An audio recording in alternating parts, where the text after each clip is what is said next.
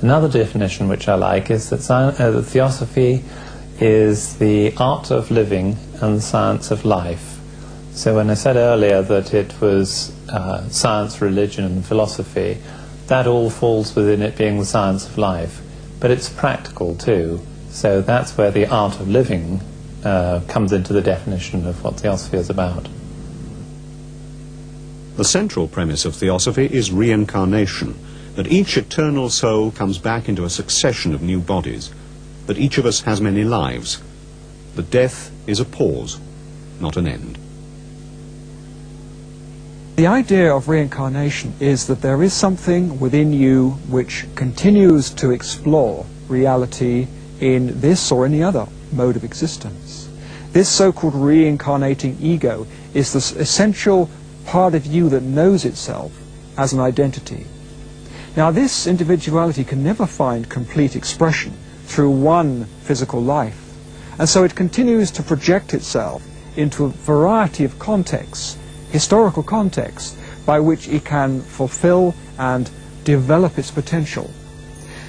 The individual personality lives but once, it is argued. What reincarnates is the essence of that personality. Dying is the waking from a sleep, and death the light. Another mortal life, another night. If you think about it, it's rather as though you get out of bed on a morning and you put on some clothes and you go out. You meet some people you've met before. Most people you meet you haven't met before. You learn some lessons, have some experiences. Then at night you take off those clothes and you go to sleep, and then in the morning wake up again, put on different clothes, go out into a world which has changed in a short period of time, and repeat it till eventually you don't have to go out into that world. You know all of it. This is when you become a Buddha or a Christ. But until we get to that stage, we have to come down to this plane of experience, because only here can we learn the lessons. You can't learn lessons in a dream state. You must come into the world to learn it. Then death, so called, is but old matter dressed in some new figure and a varied vest. Thus all things are but altered, nothing dies, and here and there the unbodied spirit flies. From tenement to tenement though tossed, the soul is still the same, the figure only lost. And as the softened wax new seals receives, this face assumes, and that impression leaves. Now called by one and now another name, the form only is changed, the wax is still the same. So death, so called, can but the form deface. The immortal soul flies out in empty space to seek her fortune in another place.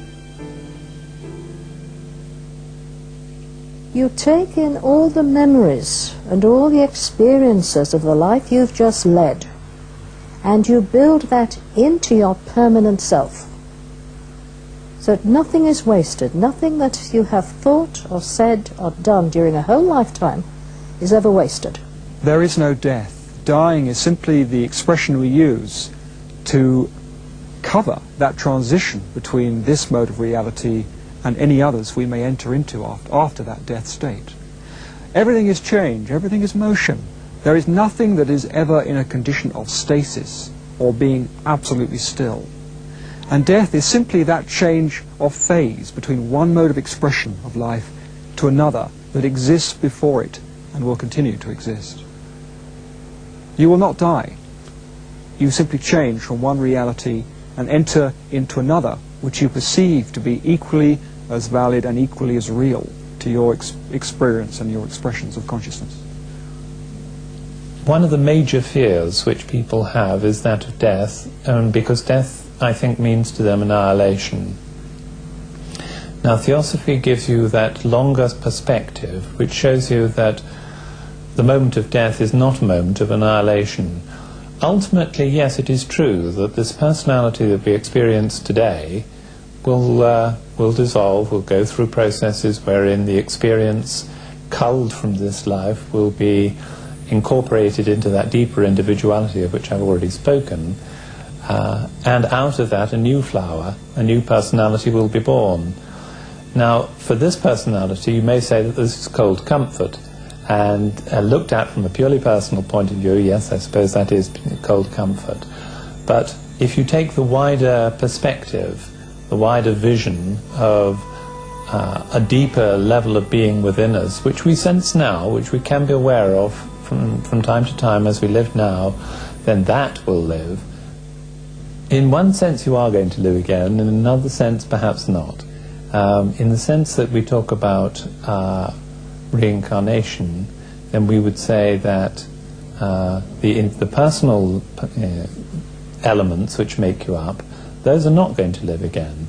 Those are like so many stages of growth through which you've been. And the analogy which I like to use is that of the plant, a flower, for instance. Each summer it flowers again, and each flower is unique. Each blossom is unique. But passing from one year to the next, there is the plant itself with its stem and its root system and so forth. And that I liken to the individuality within us which passes from life to life. So in that sense, there is continuity, real meaningful continuity, but the individual expression, the individual blossom in each life, in each summer, is unique. I, Adam Walkup, will never live again. But if we could accept that you are not going to die as a spirit, it will alter our concepts of a number of things that are going on in the world at the moment. This desperate attempt to keep people or small children alive, where something's gone wrong with the body and they can't use it properly. Let them come out of it. They'll be reborn very quickly in a body they can use. We've got to alter this idea that this is something to be afraid of or dreaded. Nobody can kill you. You're immortal. What are you afraid of? I died as a mineral and became a plant. I died as a plant and rose to animal. I died as an animal and I was man. Why should I fear?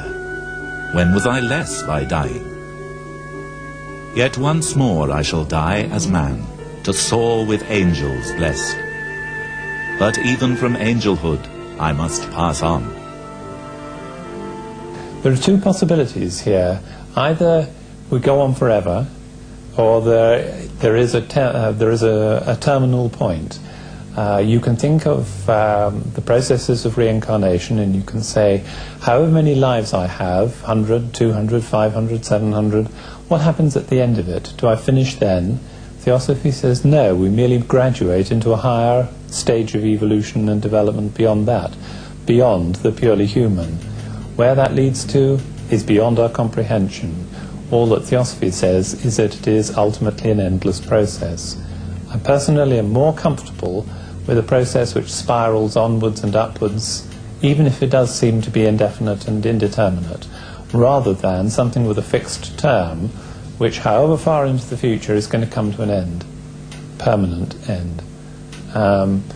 If we take as an analogy here the idea of the Christian idea of going to heaven, well, you live through this life and then you go to heaven, which is the end, as far as personal, individual existence is concerned. And then you have a continuum which goes on forever, which is you in heaven. In theosophical terms, the cyclic nature of birth after rebirth will carry on.